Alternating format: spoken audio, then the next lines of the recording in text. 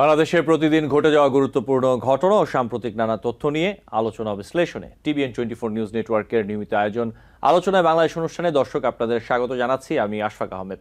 আজকের অনুষ্ঠানে আমাদের সাথে অতিথি হিসেবে যুক্ত আছেন ডক্টর সাব্বির আহমেদ, অধ্যাপক রাষ্ট্রবিজ্ঞান বিভাগ, ঢাকা বিশ্ববিদ্যালয়, এবং আমাদের সাথে আরও যুক্ত আছেন সৈয়দ লিটু, সভাপ্রধান, গণ রাজনৈতিক জোট গর্জ। আপনাদের স্বাগত জানাচ্ছি আলোচনায় বাংলাদেশ অনুষ্ঠানে। আলোচনা শুরু করার আগে আমি খুব ছোট করে দুটি তথ্য একটু তুলে ধরতে চাই আপনাদের সামনে। প্রথমে যে তথ্যটি, তা হচ্ছে বাংলাদেশের রাজনীতিক ও ইমামদের ইহুদি বিদ্বেষী মন্তব্য, গত সরকারের আমলে নিরাপত্তা বাহিনীর নির্যাতনে নিহতদের সংখ্যা এখনো প্রকাশ না করা, গণমাধ্যমের স্বাধীনতা সহ বেশ কিছু বিষয় উঠে এসেছে আমেরিকার স্টেট ডিপার্টমেন্টের প্রকাশিত প্রতিবেদনে। বাংলাদেশের মানবাধিকার পরিস্থিতি নিয়ে বার্ষিক এই প্রতিবেদনে বাংলাদেশের পরিস্থিতি এখন স্থিতিশীল থাকলেও, যেমনটি এখানে বলা হয়েছে, থাকলেও কিছু বিষয় নিয়ে উদ্বেগ রয়ে গেছে বলে জানানো হয়। যদিও ওই প্রতিবেদনে বাংলাদেশের মানবাধিকার ক্ষেত্রে কোনো বিষয় নিয়ে উদ্বেগ এখনো রয়ে গেছে তা উল্লেখ করা হয়নি। প্রতিবেদনটি করা হয়েছে 2024 সালে, অর্থাৎ গত বছরের জানুয়ারি থেকে ডিসেম্বর পর্যন্ত সংঘটিত ঘটনার বিষয়ে পাওয়া তথ্যের ভিত্তিতে। এদিকে বাংলাদেশে মানবাধিকার নিয়ে যারা কাজ করেন তাদের অনেকে বলছেন, আওয়ামী লীগের সময়ে মানবাধিকার লঙ্ঘনের সবচেয়ে বড় অভিযোগ ছিল গুম ও বিচার বহির্ভূত হত্যাকাণ্ড নিয়ে, আর অন্তর্বর্তী সরকারের সময় সবচেয়ে বড় উদ্বেগের বিষয় হয়ে দাঁড়িয়েছে মব সন্ত্রাস, গায়েবী মামলা ও সংখ্যালঘু নিপীড়ন। আরেকটি তথ্য, তা হচ্ছে প্রধান উপদেষ্টা অধ্যাপক ডক্টর মোহাম্মদ ইউনূস বলেছেন, আমরা 2026 সালের ফেব্রুয়ারিতে একটি অবাধ, সুষ্ঠু, স্বচ্ছ নির্বাচন আয়োজনের জন্য কঠোর পরিশ্রম করছি, যাতে জনগণের হাতে ক্ষমতা হস্তান্তর করা যায়। তিনি বলেন, আমরা গণতন্ত্রকে শক্তিশালী করতে এবং ক্ষমতার প্রকৃত মালিক জনগণের হাতে ক্ষমতা ফিরিয়ে দিতে প্রতিশ্রুতিবদ্ধ। মালয়েশিয়ার কুয়ালালামপুরে মালয়েশিয়া ন্যাশনাল বিশ্ববিদ্যালয় থেকে সম্মানসূচক ডক্টর ডিগ্রি গ্রহণ করে তিনি তার বক্তব্যে এই কথা বলেন, এবং প্রফেসর ইউনূস আরও বলেন, এই স্বীকৃতি আমাকে তরুণ প্রজন্মের স্বপ্ন পূরণে আমার দায়িত্বের কথা স্মরণ করিয়ে দেয়। গত বছর বাংলাদেশের বহু তরুণ সাহসিকতার সঙ্গে একটি ফ্যাসিবাদী শাসনের বিরুদ্ধে দাঁড়িয়েছিল। শত শত ছাত্র যুবক একটি উন্নত ভবিষ্যতের জন্য জীবন উৎসর্গ করেছে, যেখানে প্রত্যেকে মর্যাদার সঙ্গে বাঁচতে পারবে এবং ভয়, বৈষম্য, অবিচার থেকে মুক্ত থাকবে। এই ছিল কিছু তথ্য। আমি একটু ডক্টর সাব্বির আহমেদ, আপনার কাছে আসি। স্টেট ডিপার্টমেন্টের যে প্রতিবেদনটি, আমি একটি ছোট্ট অংশ তুলে ধরলাম। সেখানে বলা হচ্ছে যে কিছু বিষয় নিয়ে এখন উদ্বেগ আছে, তবে পরিস্থিতি এখন স্থিতিশীল। এখন এইখানে আবার যেটি হচ্ছে যে অনেকে বলছেন, যারা মানবাধিকার নিয়ে কাজ করেন, তারা বলছেন যে বর্তমান সরকারের সময় মব সন্ত্রাস, গায়েবী মামলা, সংখ্যালঘু নিপীড়ন, এই বিষয়গুলো আসলে খুব বেশি উদ্বেগের কারণ হয়ে দাঁড়িয়েছে। এই ব্যাপারে যদি আপনি একটু বলতেন, সাব্বির আহমেদ। ধন্যবাদ আপনাকে। একটা বিষয় যে মানবাধিকার, বিশেষ করে হিউম্যান রাইটস ওয়াচ এবং ইউএস এর স্টেট ডিপার্টমেন্ট গুলো আপনার প্রায়শই বিভিন্ন দেশের মানবাধিকার বিষয়ক প্রতিবেদন প্রকাশ করে। এটা তার ব্যতিক্রম না। তবে এবারকার বিষয়টা এই জন্য গুরুত্বপূর্ণ, আমার মনে হচ্ছে যে মানবাধিকার বিষয়ে বাংলাদেশকে বাংলাদেশকে চাপের মুখে রেখে এখানকার বাংলাদেশের উপরে এক ধরনের চাপ প্রয়োগ করে এখানে মার্কিন যুক্তরাষ্ট্র তার যে ভূ রাজনৈতিক লক্ষ্য সেটা সে হাসিল করতে চায় বলে আমার মনে হয়। তো এগুলো সবসময়ই হয়ে আসছে। তাদের এই কনসার্ন গুলো তারা মানবাধিকার নিয়ে বাংলাদেশের উদ্বেগ গুলোকে তারা বিভিন্ন সময়েই তারা প্রকাশ করছে। তবে এবারকার পরিস্থিতিটা আমরা আরেকটু অন্যরকম এই কারণে যে তারা একটা মানবাধিকার হিউম্যান রাইটস অর্গানাইজেশন, তারা একটা মানবাধিকার অফিস বাংলাদেশে প্রতিষ্ঠা করছে। এই থেকে আমি দেখি যে ইউএস স্টেট ডিপার্টমেন্ট বা মার্কিন যুক্তরাষ্ট্র, আমি স্টেট ডিপার্টমেন্টের কথা বলছি না শুধু, যে মার্কিন যুক্তরাষ্ট্র আসলে এই অফিস করার মাত্র দিয়ে বাংলাদেশের অভ্যন্তরীণ রাজনীতিতে যে তার প্রভাব ধরে রেখে তার আধিপত্যের বলয়ের মধ্যে রাখতে চায় বলে আমার মনে হয়। তবে আমরা এটা অস্বীকার করতে পারি না যে আগের যে বিষয়গুলো মানবাধিকার লঙ্ঘনের যে বিষয়গুলো বিগত সরকারের সময় ছিল, এই সরকারের সময় মব সন্ত্রাস নিয়ে মানবাধিকার রিপোর্টে যে প্রতিবেদন এসছে, এই দুটোই কিন্তু আমাদের গুরুত্বপূর্ণ বিষয়। এই বিষয়গুলো যদিও আমরা একটা জাতীয়তাবাদী অবস্থান ক্ষেত্র থেকে আমরা বলতে পারি যে অন্যদের আমাদের বিষয় নিয়ে, আমাদের অভ্যন্তরীণ বিষয় নিয়ে অন্যরা কেন কথা বলবে। আসলে এই কথাগুলো বলার সুযোগ আমরা করে দিয়েছি বলেই তারা কথা বলে। আমরা যদি সেটা করতে পারতাম, আমরা যদি এই ধরনের মব ভায়োলেন্সকে যথাযথভাবে নিয়ন্ত্রণ করতে পারতাম, বা এই যে বিগত সরকারের সময় যে গুম সন্ত্রাস, এগুলোকে যদি আমরা অভ্যন্তরীণ ভাবে নিয়ন্ত্রণ করতে পারতাম, তাহলে মানবাধিকার সংগঠনগুলোও কিন্তু, বা মানবাধিকার বিষয়টাই, এই ইস্যুটাই একটা গুরুত্ব পেত না। সুতরাং আমাদের আমাদের আসলে অভ্যন্তরীণ ভাবে যদি আমরা এই ইউএস প্রেসারের বলয় থেকে মুক্তি পেতে চাই, তাহলে অবশ্যই আমাদেরকে স্বাধীনভাবে, মানে আমাদের আইনের শাসনকে শক্তিশালী করে দেশে যেন মানবাধিকার পরিস্থিতি নিয়ে আন্তর্জাতিক কোনো মহলে, সেটা ইউএসএ হোক আর যে কোনো রাষ্ট্রই হোক, সে যেন বাংলাদেশের এই মানবাধিকার ইস্যু নিয়ে কোনো ধরনের কোনো মন্তব্য করার সুযোগ না পাই, সেটাই আমাদের জন্য বাস্তব সম্মত হবে বলে আমি মনে করি। জি, ধন্যবাদ ডক্টর সাব্বির আহমেদ সৈয়দ লিটু। একই বিষয়ে আপনি যদি একটু আপনার মতামতটা জানাতেন। জি, অসংখ্য ধন্যবাদ আপনাকে আশরাফ ভাই। সেই সঙ্গে অনেক শুভেচ্ছা ও সালাম আমাদের প্রিয় স্যারকে, সাব্বির স্যারকে। তো দেখেন, মানে আধিপত্যবাদী স্থানীয় থেকে শুরু করে আন্তর্জাতিক পর্যায় পর্যন্ত সকল আধিপত্যবাদী এবং সুবিধাবাদীদের সবচাইতে বড় অস্ত্র হচ্ছে তথ্য বিভ্রাট এবং তথ্য সন্ত্রাস। এই তথ্য বিভ্রান্তি এবং তথ্য সন্ত্রাস দিয়েই সারা পৃথিবীতে এই সুবিধাবাদী বা আধিপত্যবাদীরা তাদের প্রভাব বিস্তার করে। তো আমেরিকাও এরকম মানবাধিকারের কথা বলে বিভিন্ন রিপোর্ট তারা বিভিন্ন সময়ে তাদের সুবিধা মতো দাখিল করে। তারপরে তাদের মনোনীত, তাদের বিভিন্ন মানে জায়গায়, বিভিন্ন দেশে তাদের যেসব মানে সুবিধাভোগী অন্যান্য সহযোগী সংগঠনগুলো আছে তাদেরকে দিয়ে ছড়ায়। এগুলো তারা করে, এগুলো তারা করে থাকে। তবে যে সুনির্দিষ্টভাবে আমাদের যে মানবাধিকার রিপোর্টটি নিয়ে আপনি কথা বলছেন, সেটাকে আমি সুনির্দিষ্টভাবে যদি একটু বিশ্লেষণ করি, তো আমার কাছে দুটো অংশ এখানে মনে হচ্ছে। একটি হচ্ছে যে খুব সচেতন ভাবেই আমেরিকার মানে আমেরিকার এই পক্ষটি যারা বা সরকার পক্ষ, তারা বর্তমান সরকারকে, অর্থাৎ তাদের পছন্দের মানে সরকার বলে আমরা জানি যে বর্তমান অন্তর্বর্তীকালীন সরকার, তাদেরকে সুবিধা দেবার জন্য 24 সালের রিপোর্টটি এখন এই 25-এর শেষের দিকে এসে প্রচার করেছে, যেখানে তারা গত সরকারের মানবাধিকারের লঙ্ঘনের বিভিন্ন বিষয় মানে বিচার থেকে শুরু করে, হ্যাঁ, তারপরে আপনার মানে দুর্নীতি, বিভিন্ন বিষয়কে তারা সামনে নিয়ে এসছে। এটাতে এই সরকার কার্যত বেশ কিছু জায়গায় সুবিধা ভোগ করবে, বেশ কিছু জায়গায় তারা সুবিধা পাবে। হয়তো এটা একটা উদ্দেশ্য হতে পারে, উদ্দেশ্য হতে পারে বলতে এটা একটা উদ্দেশ্য বলে আমার কাছে মনে হয়। আরেকটি ব্যাপার হচ্ছে, আরেকটি অংশ হচ্ছে যে আমার মনে হয় এই প্রতিবেদনকারীরা অসচেতন ভাবে হলেও একটি সুবিধা বোধহয় বিগত সরকারকে দিয়ে ফেললেন এই মানবাধিকার রিপোর্টের মধ্যে দিয়ে। যেটি হলো, তারা একটা জায়গায় বলেছেন যে ইহুদি বিরোধী বা ইহুদি বিদ্বেষ এই রিপোর্টে ছড়ানো হয়েছে। তো 24 সালের রিপোর্ট যেহেতু, বা 24 সালের প্রেক্ষাপটে যেহেতু এই রিপোর্টটি, সেখানে যদি ইহুদি বিদ্বেষ প্রসঙ্গটি অত্যন্ত গুরুত্বপূর্ণ ভাবে তুলে ধরা হয়, তাহলে গত সরকার মানে কি বলে, ফিলিস্তিনের পক্ষে, গাজার পক্ষে, ইসরায়েল বিরোধী একটি শক্ত অবস্থানে ছিলেন, সেরকম একটি কথাই কিন্তু তারা পরোক্ষভাবে প্রচার করে ফেললেন। তো সেদিক বিবেচনা করতে গেলে তো তারা মানে অসচেতন ভাবে হোক বা ভুল করে হোক, আমার মনে হয় গত সরকারকেই একটু মানে বেশি ক্রেডিট দিয়ে ফেললেন। কারণ এটি বাংলাদেশ মুসলিম প্রধান দেশ, বাংলাদেশ একটি মানবিক বা সাধারণ মানুষের মধ্যে মানবিকতা অনেক বেশি, সেই মানবিক প্রধান দেশ।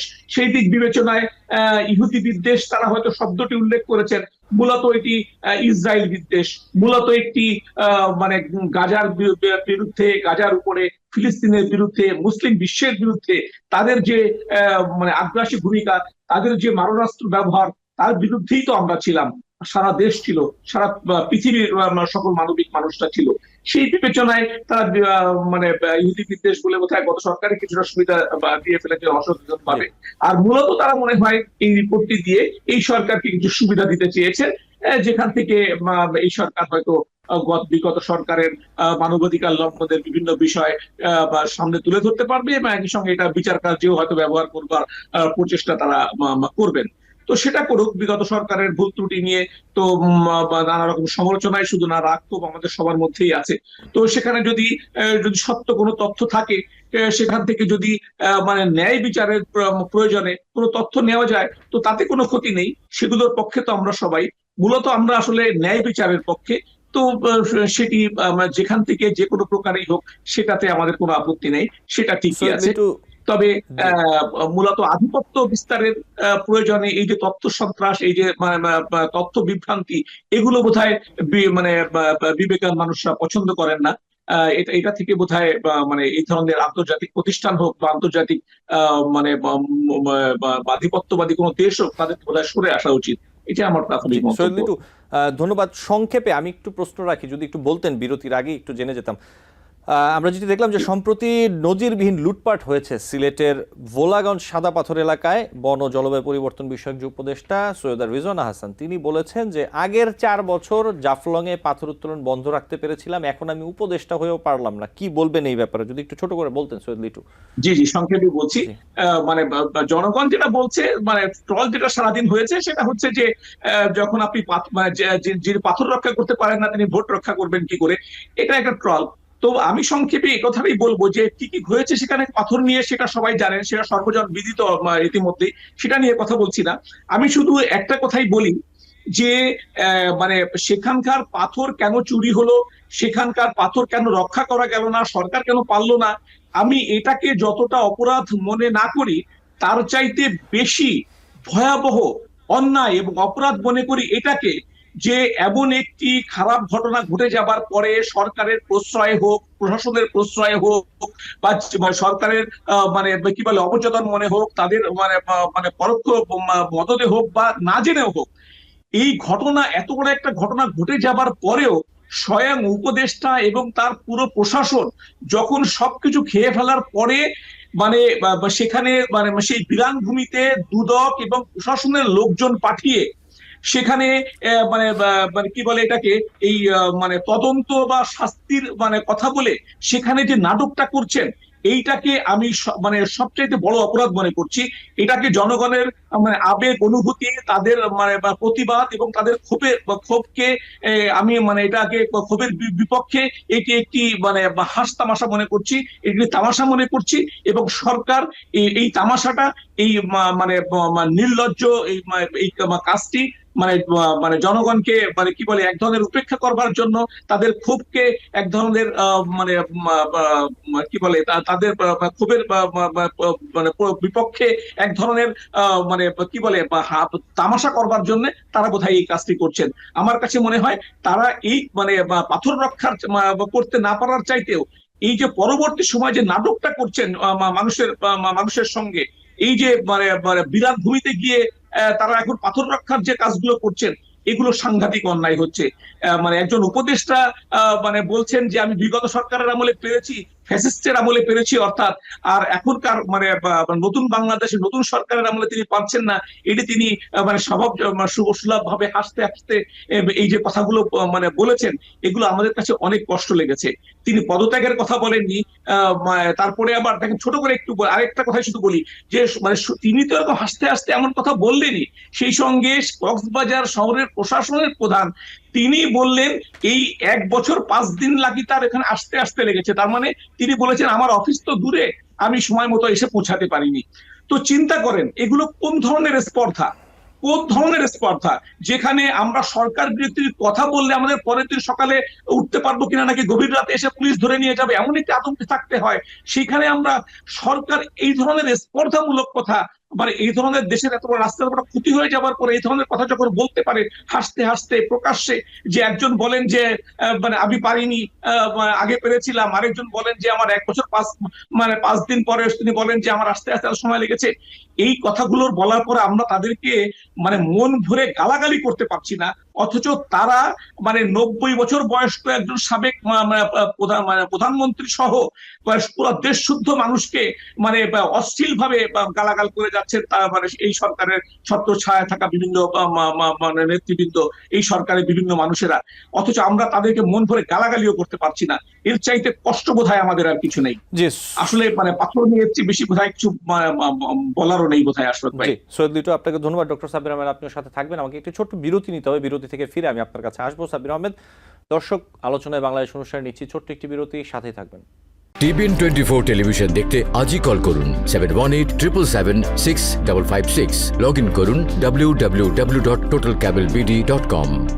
দর্শক আলোচনায় বাংলাদেশ অনুষ্ঠানে আপনাদের আবারও স্বাগত জানাচ্ছি। বিরতির পর আমি একটু ডক্টর সাব্বির আহমেদ আপনার কাছে আসতে চাই একই বিষয় নিয়ে। বিরতির আগে যে বিষয়ে কথা বলছিলেন সৈয়দ লিটু, এই যে পাথর লুটপাট সিলেটে, এই ব্যাপারে আপনি কি বলবেন? আমি ঠিক এই অনুষ্ঠানটার ঠিক আধা ঘন্টা আগে আমি একটা ফেসবুকে একজনের কথা শুনছিলাম যে এই যে পাথর চুরির যে ঘটনাটা, এই ঘটনাটার পিছনে একটা বহুদলীয় সিন্ডিকেট কাজ করেছে। এটার সাথে বিএনপিও জড়িত, এটার সাথে জামাতও নাকি জড়িত, এবং বাকি যারা আছে তারাও জড়িত। কি ভয়াবহ কথা!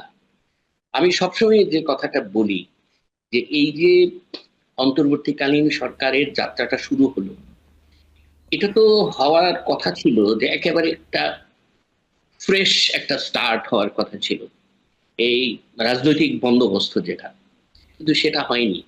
না হয়ে একেবারে তৃণমূল থেকে, কেন্দ্র থেকে তৃণমূল পর্যন্ত সব জায়গায় আপনি যে বন্দোবস্তটা করলেন, সেই বন্দোবস্তের মধ্যে বিএনপিকে ঢুকালেন, জামাতকে সুবিধা দিলেন, বিএনপিকে দিলেন, এনসিপিকে দিলেন, এবং দেখা গেল যে এই বন্দোবস্তর ফলে আপনার এই যে একেবারে চাঁদাবাজি থেকে শুরু করে যত ধরনের দুর্নীতি, মোটামুটি ভাবে প্রত্যেক দলের এক ধরনের সংশ্লিষ্টতা কিন্তু আমরা লক্ষ্য করছি। এই গণ অভ্যুত্থানের পরে পুরো প্রক্রিয়াটা যদি ফ্রেশ শুরু হতো, তাহলে হয়তো আজকের এই দৃশ্যগুলো আমরা দেখতাম না। আমি যতটুকু বুঝি যে আমরা হয়তো এই দৃশ্যগুলো দেখতাম না। আমার এত কষ্ট লেগেছে যে যখন শুনলাম যে প্রত্যেক দলের সংশ্লিষ্টতা রয়েছে এই পাথর চুরির পেছনে। তা আমি বিশ্বাস করি যে আমরা অবশ্য আমাদের দেশে তো কোনো মন্ত্রী যদি কোনো অপরাধ করে থাকে, কোনো উপদেষ্টা যদি অপরাধ করে থাকে, তাদের পদত্যাগের তো কোনো নজির নাই। যেটি হওয়া উচিত ছিল এই ধরনের একটি ঘটনার ক্ষেত্রে, পরিবেশ উপদেষ্টার পদত্যাগ করা উচিত ছিল বলে আমি মনে করি। কিন্তু এটা তো আমাদের এই ধরনের প্রত্যাশা করা কোনো সুযোগ আমাদের নাই, কারণ এই প্র্যাকটিসই নাই আমাদের মধ্যে। ধন্যবাদ আপনাকে। জি ডক্টর সাব্বির আহমেদ, আমি আসবো আপনার কাছে। সৈয়দ লিটু, আপনার কাছে আমি আসি একটু বিষয় নিয়ে, আমি এরপর আবার যাবো সাব্বির আহমেদের কাছে একই বিষয় নিয়ে। আমি একটু তুলে ধরি কয়েকটি বিষয়। প্রধান উপদেষ্টা বলছেন যে গণতন্ত্রকে শক্তিশালী করতে এবং জনগণের হাতে ক্ষমতা হস্তান্তরে তারা প্রতিশ্রুতিবদ্ধ এবং ফেব্রুয়ারিতে নির্বাচন হবে। এনসিপির নেতা নাসির উদ্দিন পাটোয়ারি তিনি বলেছেন যে আগামী ফেব্রুয়ারিতে দেশে জাতীয় নির্বাচন হবে না, এবং এর আগে পরে তিনি আরো অনেক কথা বলেছেন, কিন্তু তিনি এই ধরনের একটি কথা বলেছেন। জামাত ইসলামের সেক্রেটারি জেনারেল মিয়া গোলাম পরার বলেছেন বিদ্যমান ব্যবস্থায় নির্বাচন হলে নতুন ফ্যাসিবাদের জন্ম হতে পারে। নির্বাচনের সময় ঘোষণাকে ইতিবাচক বললেও প্রয়োজনীয় সংস্কার ছাড়া নির্বাচন হলে আসলে তাতে জনগণের সঙ্গে প্রতারণা হবে, এমনটা তিনি বলছেন। এখানে বিএনপির বিভিন্ন নেতা বিভিন্ন সময় বলছেন যে নির্বাচন বানচালের অথবা নির্বাচন নিয়ে নানা ধরনের ষড়যন্ত্র হচ্ছে। এই যে একটি সিচুয়েশন নির্বাচনকে কেন্দ্র করে, নির্বাচন নিয়ে রাজনৈতিক যে সমীকরণ, আপনার কাছে কি মনে হচ্ছে সৈয়দ লিটু? আবার আপনাকে ধন্যবাদ আসল ভাই। দেখেন আপনি যে কথাগুলো বলছেন, প্রশ্নের মধ্যে আপনার দুটো কথা ছিল, আপনি খেয়াল করেন। একটা হচ্ছে এনসিপির, অর্থাৎ এই যে সরকার সমর্থিত যে দলটি, তাদের একজন গুরুত্বপূর্ণ নেতা বলেছেন যে ফেব্রুয়ারিতে নির্বাচন হবে না, অর্থাৎ ঘোষিত সময়ে স্বয়ং প্রধান উপদেষ্টা যে কোনো সময়টি নির্ধারণ করেছেন সেই সময় নির্বাচন হবে না, তিনি এই কথা বলেছেন। একই সঙ্গে জামাতের দ্বিতীয় গুরুত্বপূর্ণ নেতা তিনি বলেছেন যে এই সময় নির্বাচন হলে আর একটি ফ্যাসিস্ট তৈরি হবে, অর্থাৎ তিনিও নির্বাচন এই সময়টি হওয়াটাকে সঠিক মনে করছেন না। তো আপনি লক্ষ্য করেন এনসিপির বক্তব্য এবং জামাত ইসলামের বক্তব্য একই, এটি একটা অংশ। আরেকটি অংশ দেখেন, বিএনপি নির্বাচন চায়, কিন্তু এই বিএনপি কিন্তু নির্বাচন ছাড়া, মানে অন্তত আমার দৃষ্টিতে, আমার ধারণা অন্য অনেকের দৃষ্টি হয়তো মিলবে, যে তারা কিন্তু নির্বাচন ছাড়া আর কিছুই চায় না। তারা মানে কি বলে, মানে কিভাবে দেশটি চলবে এরপরে, আমরা যে খারাপ সময়ের মধ্যে দিয়ে মানে দীর্ঘ একটি সময় পার করে আসছি, সেই সময়গুলো কিভাবে, সেই সময়ের অন্ধকার দিকগুলো কিভাবে দূর হয়ে নতুন আলো কিভাবে আসবে, কি পরিকল্পনায় আসবে, কিভাবে আসবে, তারা এই মানে তত্ত্বাবধায়ক সরকারের সময়ের এখনকার এই ঐক্যমত কমিশনের নানা দিকগুলো তারা মানে আলোচনা করছেন, তারা অনেকগুলোতে মতামত জানাচ্ছেন। কিন্তু তাদের দিক থেকে আপনি দেখেন, ওই যে একবার সেই আন্দোলনের সময় 31 দফার একটা দিয়েছিল তারা, মানে সেটি পর্যন্তই শেষ। তারা কিন্তু নতুন কোনো দিক নির্দেশনার কথা বলে না, তারা শুধু নির্বাচনের কথাই বলে। যদিও নির্বাচনটা মানে যেহেতু দেশ ভালো চলছে না, সেহেতু নির্বাচন অবশ্যম্ভাবী, নির্বাচন দিতেই হবে, এটি তো জনগণের দাবি। কিন্তু দেখেন, যে নির্বাচন নিয়ে যে মানে এই যে চক্রান্ত, এই যে ষড়যন্ত্র, এটা কিন্তু নতুন না। আমি কিন্তু এই আপনার আগের একটি অনুষ্ঠানে আমি আপনার সঙ্গে কথা বলতে বলতে বলেছিলাম যে নির্বাচন নিয়ে সংশয় কিন্তু প্রথম দিন থেকেই ছিল, এবং মানে সেটা সরকারের কথার মধ্য দিয়ে, সরকারের আচরণের মধ্য দিয়ে মানুষ দেখেছে। পরবর্তী সময়ে সরকার তাদের প্রত্যক্ষ মদদে এবং তাদের প্রত্যক্ষ সহযোগিতায় যখন একটি দলকে দাঁড়া করালো, তাদের আচরণে আমরা লক্ষ্য করেছি, আমরা জামাত ইসলামের আচরণে লক্ষ্য করেছি। ইভেন মানে এই সংশয় সন্দেহটা তো বহুত পুরনো, এমনকি তফসিল ঘোষণার আগে পর্যন্ত মানে স্বয়ং বিএনপির প্রধান যিনি তারেক রহমান, তিনিও আসবেন না, এটাও আমরা এখন জানতে পেরেছি যে তিনি বলেছেন যে ফেব্রুয়ারির দিকে উনি আসবেন, যখন তফসিলের ঘোষণার সময়, তো নিয়ম অনুযায়ী। তো দেখেন, মানে সন্দেহ, সংশয়, সন্দেহ এটা তো প্রথম থেকেই ছিল। আর সংশয় সন্দেহ তো নির্বাচনের স্বতঃস্ফূর্ততার সবচাইতে বড় বাধা। তো আর সুষ্ঠু নির্বাচনের আবার সবচেয়ে বড় বাধা হচ্ছে এই যে জনমনের সন্দেহ, যে ভালো নির্বাচন হবে কিনা, নির্বাচন আদৌ হবে কিনা। তো এই নির্বাচনটি তো হবার ব্যাপারে যেমন সংশয় আছে, সেই একই সঙ্গে একটি ভালো নির্বাচন হবার বেলায়ও সংশয় আছে। এখন মানে এই সরকারের মনে কি আছে, আমরা এই জিনিসটা শুধু স্পষ্ট ভাবে জানতে চাই। তারা কি একটি নির্বাচন নিয়ে কোনো মেকানিজমের কথা চিন্তা করছেন? তারা কি একটি নির্বাচনকালীন, মানে নির্বাচন ঘনিয়ে আসবার পরে একটি নির্দিষ্ট সময়ে একটি মানে কি বলে, একটি ঘোলাটে পরিস্থিতি তৈরি করে একটি ভিন্ন ধরনের কোন একটি সরকারকে এনে তাদের নিজস্ব সংগঠন, যেটি এনসিপি এবং জামাত, তাদের সবচাইতে ভালোবাসার সংগঠন, এদের কোনো মানে নতুন পথ তৈরি, এদের আশা আকাঙ্ক্ষার বাস্তবায়নের নতুন কোনো পথ তৈরি করে দিতে চাচ্ছেন? নাকি এমন হচ্ছে যে কোনো উপায়ে, যে কোনো মূল্যে, যে যাই মানে প্রতিরোধ করুক, যে যাই করুক না কেন, কোনো একটি কোনো যেন তেন একটি অস্বচ্ছ বা যেমন তেমন নির্বাচন করে কোনো মতে একটি সরকারকে বসিয়ে এই সরকার একটি সেফ এক্সিট চাচ্ছেন? আমরা কিন্তু কোনোটাই বুঝতে পারছি না। কিন্তু আমরা বুঝতে পারছি, এটা সারা জনগণ এটা বুঝতে পারছে যে কিছু একটি খারাপ হতে যাচ্ছে। তো এমন একটি খারাপ সময়ে, রাষ্ট্রের এমন একটি খারাপ সময়ে, যেখানে এত বড় একটি আন্দোলনের মধ্যে দিয়ে সারা মানে প্রশাসনের মানে সাংঘাতিক রকমের অপারগতা, সাংঘাতিক রকমের সরকারি ব্যর্থতার মধ্য দিয়ে রাষ্ট্রের মানে সেই বিশৃঙ্খলাটা যেহেতু আরো বেড়ে গিয়েছে, রাষ্ট্রের চুরি ডাকাতি, আপনি মানে লুটপাট কোনো কিছুই কমেনি, মানে সবকিছু হু হু করে বাড়ছে।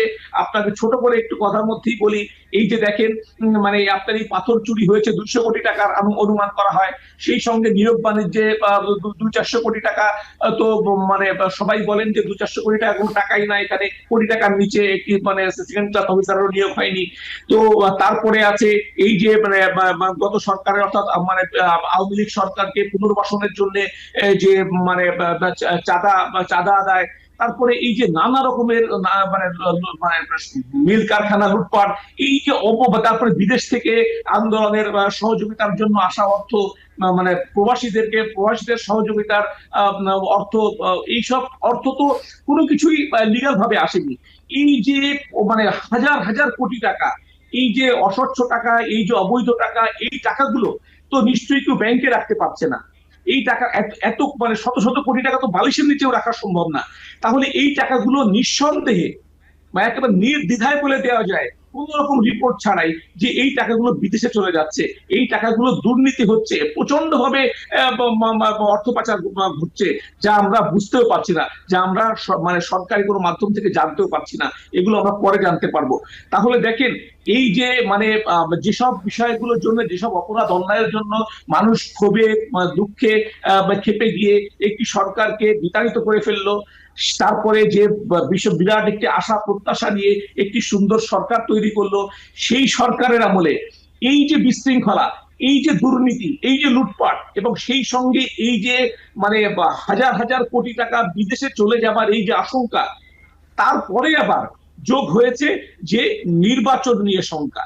সরকার যেখানে নির্বাচন ঘোষণা করেছে, সেখানে স্বয়ং সরকারের মদতপুষ্ট দল সহ আরো কয়েকটি গুরুত্বপূর্ণ দল যখন বিরোধিতা করে, তখন মানুষ খুব স্বভাবতই শঙ্কিত হয়, খুব স্বভাবতই তারা ভয় পেয়ে যায় যে তাহলে সামনে কি আছে।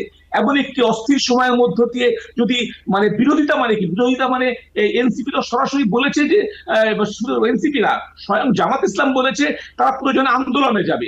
তার মানে দেখেন কি ভয়াবহ একটি পরিস্থিতি, মানুষ কত বড় একটা নতুন করে আরেকটা আতঙ্কের মধ্যে পড়ে গেল যে এমন একটি অরাজক পরিস্থিতিতে, দেশের এমন একটি মানে অনিশ্চিত পরিস্থিতিতে আরো একটি নতুন অনিশ্চয়তা তৈরি হচ্ছে, যেখানে মানে সরকারের পক্ষের গুরুত্বপূর্ণ দলগুলো আন্দোলনে যেতে পারে, নির্বাচন অনিশ্চিত হয়ে যেতে পারে, এবং সেই নির্বাচন অনিশ্চিত হলে এই সরকারের জায়গায় কোন সরকার আসবে, কি ধরনের সরকার পরিস্থিতি তৈরি হবে, আমাদের আন্তর্জাতিক যে ভয় আছে, আমাদের পার্শ্ববর্তী দেশগুলোর আমাদের প্রতি যে আগ্রাসী মনোভাব আছে, সেই জায়গা থেকে কোনো আমাদের সার্বভৌমত্বের প্রতি কোনো হুমকি আসবে কিনা, আমাদের কি হবে, আমাদের পরবর্তী অর্থনীতি কি হবে, আমাদের পরবর্তী সামাজিক অবস্থা, আমাদের রাজনীতি, সবকিছুর মধ্যে মানুষের কি ধরনের একটি মানে শঙ্কা আশঙ্কা তৈরি হলো, আমি আপনি একবার তো এই জায়গাগুলো নিয়ে সরকার মানে সরকার ভাবছে নাকি সরকার চাচ্ছেই এমন একটি পরিস্থিতি তৈরি করে কোন একটি মানে মানে বিশেষ গোষ্ঠীকে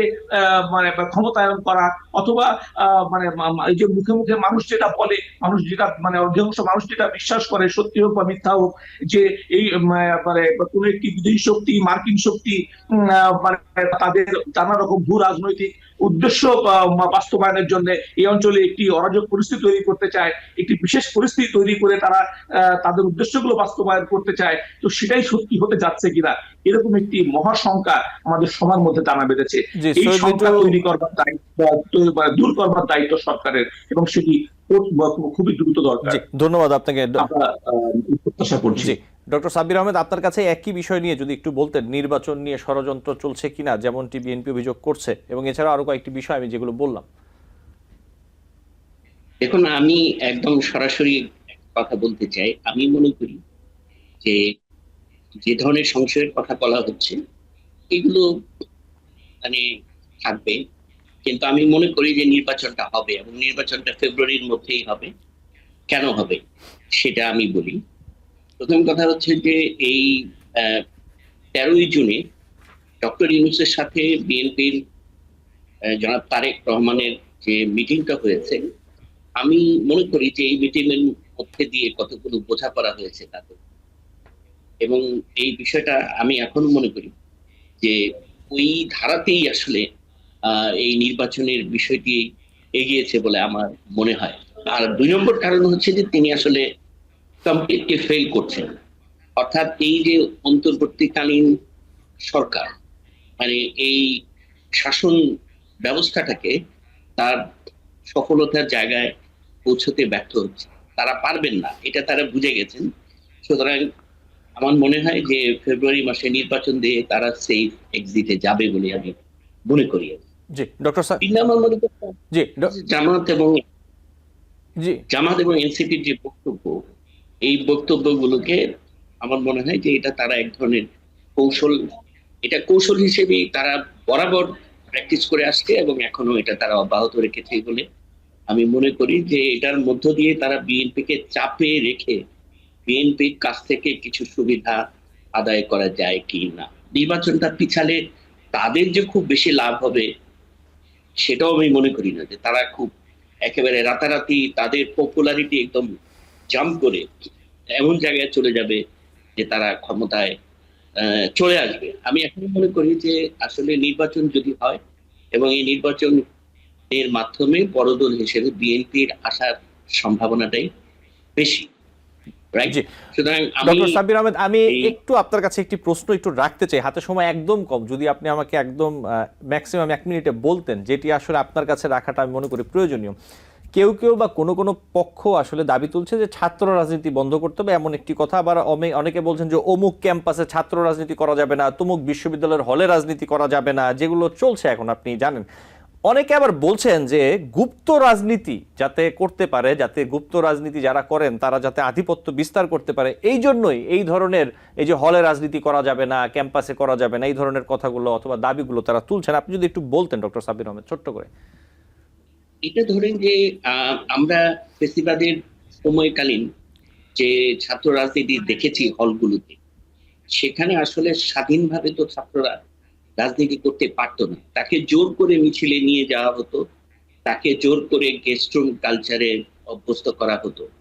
তো সম্ভবত সেই অভিজ্ঞতা থেকে তারা বলছে যে এখন তারা মানে মুক্ত রাজনীতি করার সময় এসছে এবং তারা সেই কালচারে অভ্যস্ত। আমি মনে করি যে ছাত্র রাজনীতি বন্ধ করা সম্ভব হবে না ক্যাম্পাসগুলোতে। যেটা করতে পারে যে আপনার হলগুলোতে আপনার এই যে কমিটিগুলো না রেখে যদি তারা ইন জেনারেল ক্যাম্পাসে যদি তারা কমিটি রাখে, সেটা হয়তো সম্ভব হবে। কিন্তু হল কমিটিগুলো না করাটাই, মানে আমরা যদি সেই ধারাবাহিকতাটা ধরে রাখতে পারি যে হলে ছাত্র সংগঠনগুলোর কার্যকারিতাটাকে একটু রেস্ট্রিকশন দেই, কিন্তু তারা যদি জাতীয়ভাবে রাজনীতি করতে চায় তাহলে করবে, সেখানে তো কোনো সমস্যা নেই। জি। কিন্তু এই আমার কথা দুটোই, একটা হচ্ছে যে এই আগে যে ফেসিবাদী সময়ে যে পরিবেশে ছাত্ররা রাজনীতি করতো, সেখানে এক ধরনের বল প্রয়োগ বা জোর করে রাজনীতি করানোর একটা প্রবণতা ছিল, এটা একটা বিষয়। আরেকটা বিষয় আমি যেটা বলতে চাই যে হ্যাঁ, আপনি রাজনীতিকে মানে ছাত্র রাজনীতিকে চাইলেই আপনি বন্ধ করতে পারবেন না, হয়তো আপনি হলগুলোতে ছাত্রদের কার্যক্রমকে সীমিত করতে পারেন। জি, ডক্টর সাব্বির আহমেদ, সুতরাং- আপনাকে ধন্যবাদ। আমার সময় একদম শেষ, নিশ্চয়ই আপনার সাথে আবারও কথা হবে। সৈয়দ লিটু, আপনাকে আন্তরিকভাবে ধন্যবাদ জানাচ্ছি। আপনারা দুজনই ভালো থাকবেন। নিশ্চয়ই আপনাদের গুরুত্বপূর্ণ মতামত আমাদের দর্শক আবারও জানতে পারবেন এবং শুনতে পারবেন। দর্শক, আলোচনায় বাংলাদেশ অনুষ্ঠানে আজ এই পর্যন্তই। পরবর্তী অনুষ্ঠান দেখার আমন্ত্রণ জানিয়ে বিদায় নিচ্ছি।